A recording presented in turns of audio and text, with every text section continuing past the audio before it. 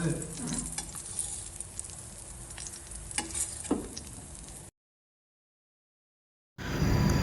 morning. ඉතින් අපි හදන්න යන්නේ බර්ගර් එකක්. බලමු කොහොම එක වෙයිද කියලා. අද මම තනියෙන් නෙමෙයි හදන්නේ අයියත් එක්ක. බලමු. මෙන්න මේකෙන් හදන්නේ.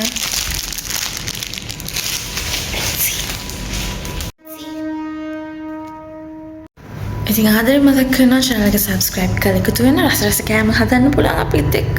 හදනේම කාලා බලන්න පුළුවන්. එහෙනම් subscribe කරන්න. ඉතින් මේකට අපිට බන්න කෝන වෙනවා. ගෙදර හදලත් ඔයාලට ගන්න පුළුවන්. මගේ නම් මේ අද ගෙදර තිබුණා බනිස්කිරිතක්. ඒකට හදන්න. අර ගෙදර vibe එක ගැන තමයි කූඹියෙක් දුවන්නේ. ඉතින් මුලින්ම අපි chicken ටික කපා ගන්න ඕනේ. ඊට පස්සේ අපි ඒකට ලුණුයි ගම්මිරිසි දාලා හොඳට පදම් වෙන්න තියන්න. ඊට පස්සේ සලාද කොලයක් නැහැ කියලා මතක් කරලා මායි අයියයි ගියා. කීල්ස් එකකින් සලාද කොල ගේන්න. ඉතින් අපි ගන්න ගියේ සලාද කොල ටික.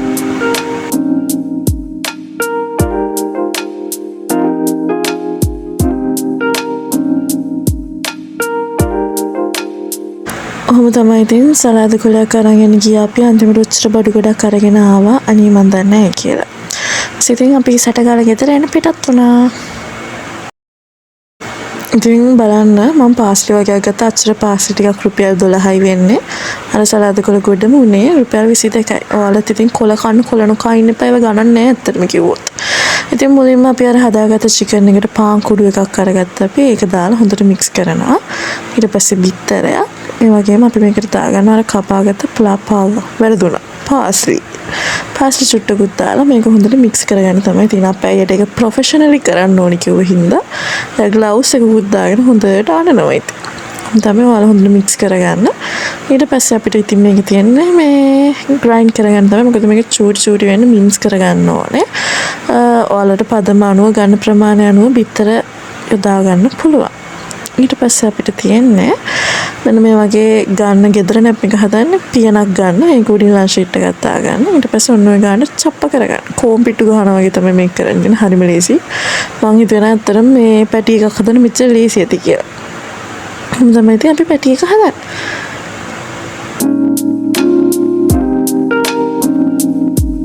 ඉතින් අද බර්ගර් එකට දාන එළවලු ටික තමයි ඔය. ඒවත් කපා ගන්න ඕනේ. ඊට කලින් අපි පැටි එක හොඳට fry කරගමු. හරිම ලස්සනයි නේද? බටර් ටිකක් දාලා fry කරන්න. මේක ඇත්තටම තෙල් දාලා හදනට වඩා බටර් දාලා නැත්නම් ඇස්ට්‍රා දාලා fry කරන එක තමයි ඇත්තටම රහ. දෙපැත්ත දාලා චුට්ට හදාගන්න. ඊට පස්සේ අපි අර ගත්ත එළවලු ටික ලස්සනට හීනියට කපා ගන්න. මහතර කන්න කැමතියි මහතර කපා ගන්න. හීනියට කන්න කැමතියි හීනියට කපා ගන්න. දැන් ඔයාලට පේනවාද චුට්ට fry වෙගෙන එන්නේ අපි පැටි එක. මේක මේ මද ගින්දරේ මේ කියන්නේ අඩුවම කරලා fry කරන්න. මොකද නැත්තම් මේ එක කළු වෙනවා. මැද අමු වෙනවා. අමු මස් ගන්න. ඉතින් අපි cheese ටිකකුත් ගත්තා. ඊට ඉතින් අර බටර් ටික උඩට දාලා ඒක චුට්ට fry කරන්න. ඇත්තටම මේ බර්ගර් එකේ වෙලා යන්නේ එකම දේ ඔන්න ඔච්චරයි. ඔන්න පැටි එක හදාගෙන තමයි අපිට වෙලා යන්න තාන ඉතින් ඇත්තටම ලොකු වෙලාවක් යන්නේ නැති තරම්. පැටි එක ඔයාලා හරියට fry කරගත්තා නම් වැඩේ කොට. ඊට පස්සේ බන් එක දෙකට කපලා අපි බන් එක චුට්ටක් fry කරගෙන එතකොට හරියට crispy රසට හැපෙනවා. මම ඉතින් වැඩි හොඳට කියලා පැටි එක අමුයි කියලා බයට එයා fry එකෙත් දාලා ගත්තා. ඔයාලා ඉතින් මේ වැඩි කරන්න ඕනේ. ලිපෙන් පුච්ච ගන්න. එච්චරයි.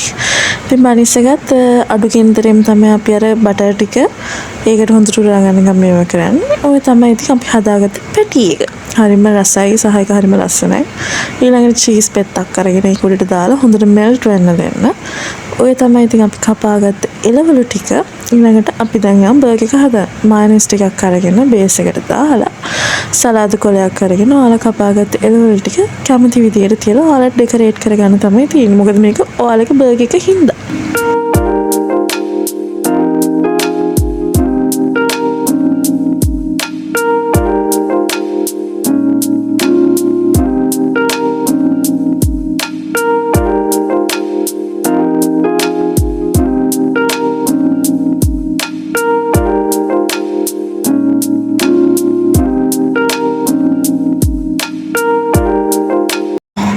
ඔයාලට ඕන නම් උඩට ටොමැටෝ සෝස්, මයොනයිස් නැත්නම් ඔයාලා ගාව තියෙන ඕනම හොට් සෝස් එකක් ඕන සෝස් එකක් ගාලා ඔක කන්න පුළුවන්. ඉතින් ඊට පස්සේ ටූත් පික් එකක් අරන් ගහගන්න නැත්නම් ඔය ඔක්කොම ටික වැටෙනවා. හින්ද වැඩි හොඳට කියලා ටූත් පික් එකකුත් අරගෙන ගහගන්න.